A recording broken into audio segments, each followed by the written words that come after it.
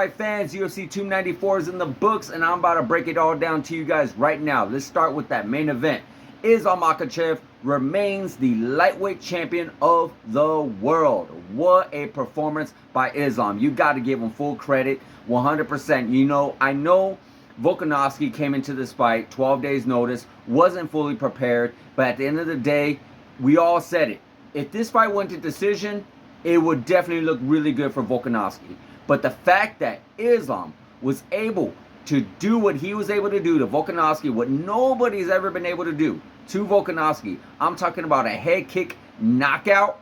Well, not necessarily a head kick knockout. He knocked him down, but pretty much ground and pound him, and the fight was stopped. Islam is your still remaining lightweight champion of the world, but still able to do that with nobody else being able to do that is very impressive. What's more impressive, it was actually in the first round. And why that's so impressive, guys, is because of the fact that Volkanovski was still very good. He wasn't tired. He wasn't exhausted. This wasn't a back and forth war. This was 100% a fight to the fullest. Volkanovski was in there. He was determined. He was dedicated. He was very confident that he was going to knock out Islam Makhachev. And he knew that he had to do it in the first, second, even possibly the third round. So he went in there prepared. No, he was not fully trained. No, he was not in a full camp. Yes, he actually did look a little soft going into that cage. But still, full credit to Islam because they both knew what they were going against. They both been in the cage with each other. You know, because I say both because Islam could have very easily not taken the fight because he was completely preparing for a different opponent in Charles Oliveira, who is much taller, who has a much different style when they're fighting, and such. You know, you got Volkanovski has a different style than Charles Oliveira, and vice versa. So with that being said, Islam definitely gets that credit as well. Volkanovski gets full credit as well. There really is nothing that Volkanovski lost. I mean, yes, he did lose an opportunity to become a double champion, but as far as his status goes, he is still easily top 3 pound for pound best in the world in the UFC. That's for sure. And he is still 100% the featherweight champion of the world, and he is still 100% the featherweight GOAT. My personal opinion. Other people have Jose Aldo, possibly Max Holloway, but I still have Volkanovski as the featherweight GOAT, 100%. And he definitely wants to fight moving forward, defending his title moving forward. So we'll get into that sec, but Islam Makhachev remains your lightweight champion of the world. So what is Islam going to do next? There's a lot of things floating in the air. There's like a lot of things we're talking about, quite possibly Justin Gaethje taking that spot now. You know, there's a lot of rumors going around with Charles Oliveira. We knew that going into this fight, Charles Oliveira definitely did not want to fight in Abu Dhabi. He definitely did not want to do that.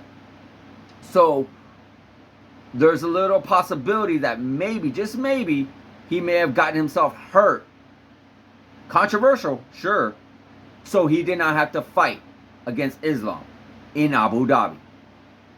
So there is no evidence and you're innocent till proven guilty in my personal opinion. So at the end of the day, I still give it to Charles Oliveira just due to the fact that he was a well-defending champion and he has definitely earned it after that beautiful victory over Beneil Dariush. I want to say, when was that? Back in June. So would I like it for Justin Gaethje to get it? Absolutely. I mean, the guy definitely has deserved it.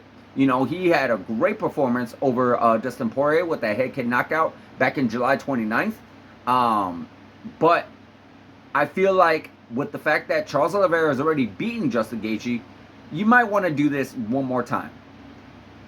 Yes, I know it's a fresh opponent because we got Islam defeating Volkanovski in a rematch from the previous fight back in February. Now here he is, possibly going again another rematch with Charles Oliveira, and even with their first fight being so one-sided for Islam Makhachev.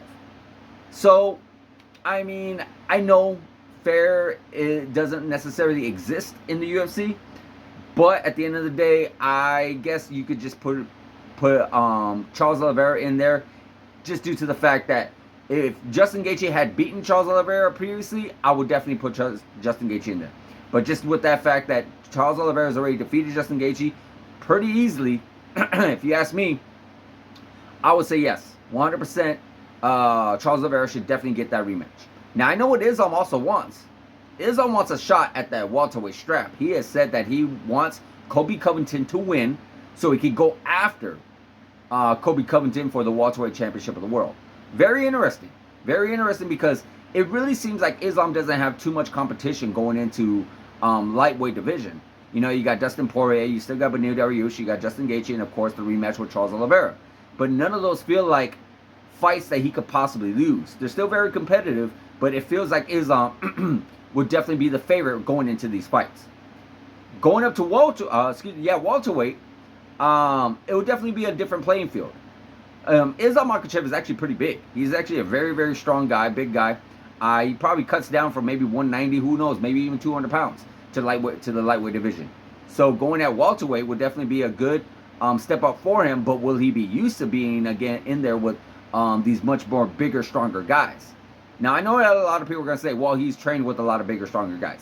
Training and actually competing, like legit competing, are two different things. We can't say that.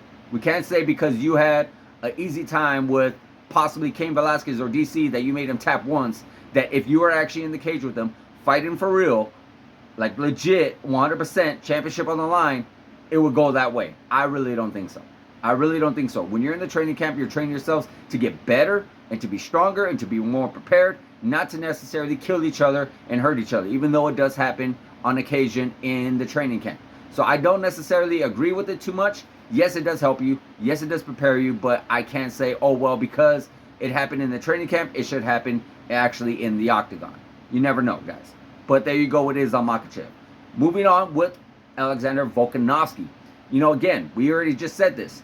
He did not lose his featherweight championship of the world. He did not lose his GOAT status as the featherweight king, and he did not lose a pound-for-pound ranking necessarily. He is still up there in the top 3. But he definitely does want to fight against Ilia Topuria in January. What concerns a lot of us is the fact that his little speech that he made at the press conference or the post-fight conference after his fight. He has said that he had taken this fight not because he wanted to possibly go after greatness, which we know he wanted to. He wanted to become a double champ. But because when he's not in training camp, things get to him. Maybe he gets stuck in his own head or something like that. And he needed something to really occupy his mind. And the best way for him to do that is being in a fight camp. And that's where he wants to stay busy. That necessarily isn't a very, very smart idea, quite possibly for me, or something that's smart overall, being the fact that you just want to be in training camp, not because you want to be better or something, but because you don't want to have this stuck in your mind. You don't want to be, you know, bored at home or something. Like maybe there's other stuff that we just not know about, which is not our business to know about, of course, but maybe there's other things behind the scenes that are really getting to him where he just needs to keep himself busy. And the more he keeps himself busy, the less time he has time to think. So I think quite possibly, especially after a knockout loss, he needs to take a little bit more time.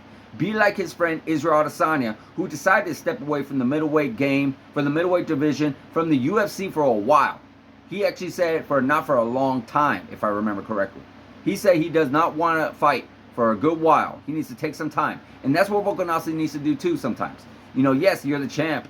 And yes, you could defend your belt. But it doesn't necessarily need to be so fast and so soon. Because you need your time to heal both the body and the mind. You know, the mind can play tricks on you. The mind can really overwhelm you. The mind can really take over the body sometimes. To the point where you just need to do it. You're not listening to your body. You're listening more to your mind. And you go in there and you could possibly lose your belt again. Or not again, but you could possibly lose your belt to Ilia Topuria and have another loss on your record. Because you want to keep yourself busy. So hopefully Volkanovski could take some time. Quite possibly come in March. Maybe in UFC 300. Which would be a great idea. UFC 300.